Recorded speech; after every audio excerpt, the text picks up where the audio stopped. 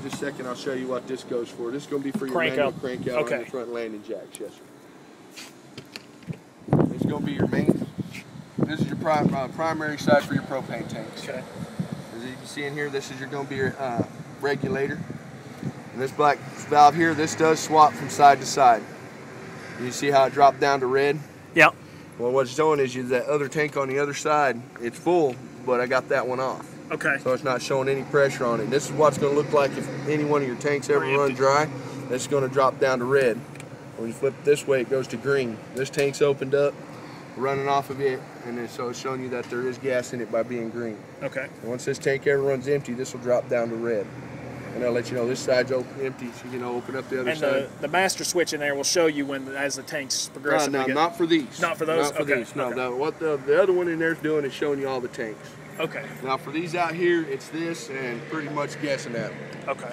Now they do have the little stickies that you can put on here that'll kind of let you, like them temperature gauges kind of deal. That'll kind of help show you what, where your tanks are at on it.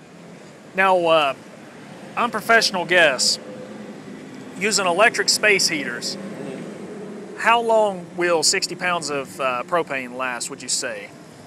If all you're really running is just basically just depending on what you're running, one tank on each side can last you up to a couple of 3 weeks. Just depending on what you're using at one time. Okay. Because basically, the two things that are going to be all-time propane is going to be your stove and your furnace. Outside of that, anything else on here, you can swap over to electric. Okay. So at any given time, outside of using your stove, that may be the only propane you use, and that tank can last you for, like I said, it can last you anywhere from 2 to 3-4 weeks. Okay. On a tank. And that's just on one tank. That's not even both of them. Okay. And then with this one, you got it lucky because you got the gen. So if you are out there where you can't get to power, you've got power. Okay. So you can still use electric on most anything on the unit. Okay. So your propane, as far as it goes, propane is probably one of your less of your worries out of everything on the unit. It's going to be your propane because you can power up in any direction you want. And that's why I like these toy boxes, because they got their own power. They can set up and, there you go. And we'll get on this here. Now, babe, if you have any questions, don't let me hog all the fun here. Now in here we've got a brand new battery. You got a 12-volt kill switch right here. And what that's for is if you're storing it or anything like that, you can turn the power off and it cuts off the battery.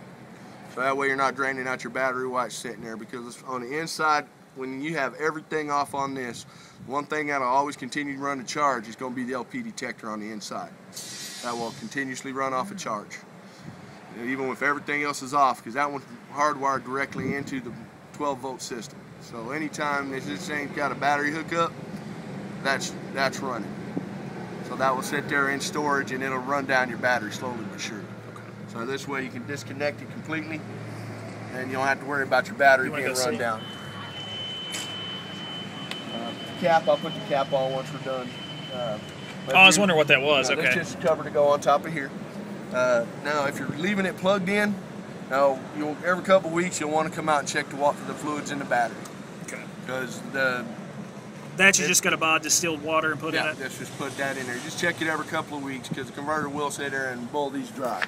After a certain period of time, it will boil the batteries dry. And of course, then that ends, you're going to end up buying a new battery. Yeah. Pump for your slide outs and everything. Now here on the back side where that little silver sticker's at, this is where your manual crank out's going to be, and it's a 1/4-inch hex set. Then you can just pull that sticker off and you'll get to it, and you'll have either a gun or a socket wrench that you can sit there and bring in your sliders out. So even if the electric slides fuck up, you've still got a way to get them in. Yeah, you still got a manual slide you got a manual crank to bring them in on. Okay. And that's what that's going to be. Now, whenever you check your fluid on your pump, you'll want to make sure all your slide outs are in when you check the level on these. Okay. So what that's going to do is that's going to push all the fluid back into the reservoir. With them out, you got all your fluid running between from here to the lines and into where they need to be on the slide outs. And whenever you check the level on that, just make sure that the slide outs are in. Okay. Whenever you check the level there. There is a master switch out here also. That's that white one right there. Most of the time, you probably won't ever have to mess with that one because you'll have your switches and stuff on the inside. But if you're having to be someplace and you're out here and you just want to run them, you can actually run them from right there also. Now, do these slide outs go both at the same time, or they go one at a time? They basically go one at a time. Okay, so you usually go your smallest slide in, and then your bigger slide will come in behind it. Okay. One switch will run them both, but usually it'll still be one at a time. Okay. It'll be your smallest ones come in first, and then your bigger ones usually come in last, as far as the slide outs go. Now the gin, you have two ways of starting this. You got inside and outside. You got your oil. This is where you'll check for your oil, air filter, stuff like that. Now these are your breakers for running off your gen. So if you're running off your generator, this is all hardwired in, so you're not going to have to turn around and plug your unit into anything on this unit. This is already hardwired in, where when you fire this up, everything will automatically start running off of this. So 30 amps is the max this can do? No, 50. This is a 50 amp coach. So it can go 50, yes, okay. Sir. So I've turned this on. I've run both your ACs, water heater, everything else on this just the other day. And the 30-gallon tank goes to this as well? Goes right to this. Okay. This will go to this and your pump station. Okay. So that's what this all run off of. When you go to start this, you just hold this switch down. You'll see the red light come on. Hold it down for a second or two. And then it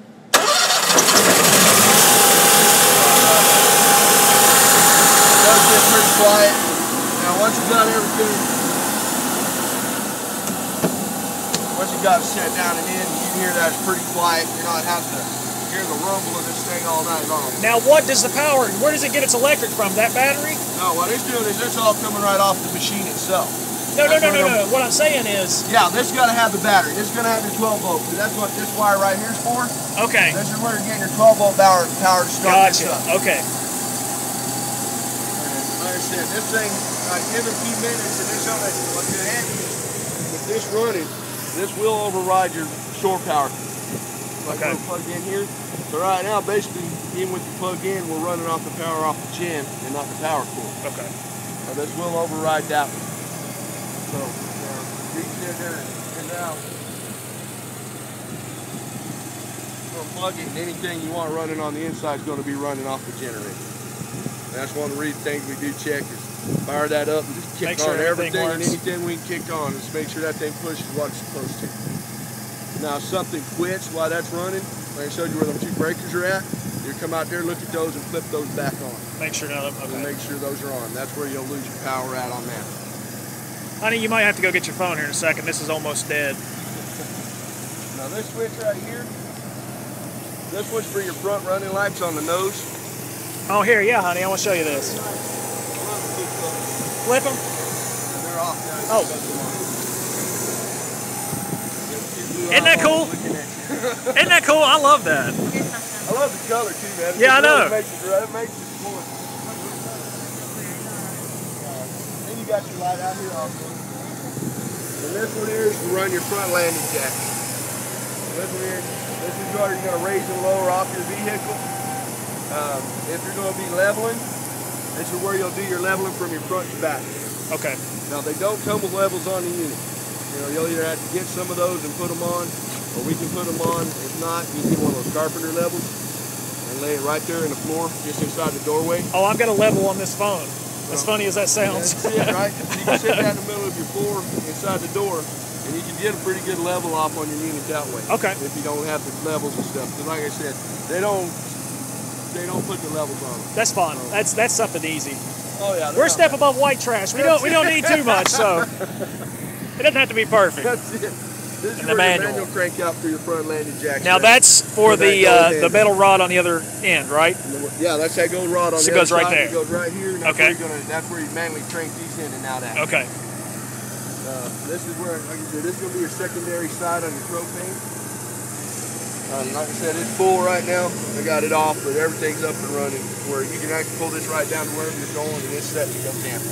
Okay, pull that, twist that, but you have to make sure, obviously. Well, never mind. If it'd be empty, you wouldn't have to shut it off. Just to close it, twist it right, righty, loose. Okay. Pull your tank off, take it down to the place that fills them up, and there you go. And most RV places do that, right? They gotta fill up. Yes, sir. Right here. front, I'm gonna shut the generator off in this. I don't have a whole lot of gas in it. Got enough to get her fired up.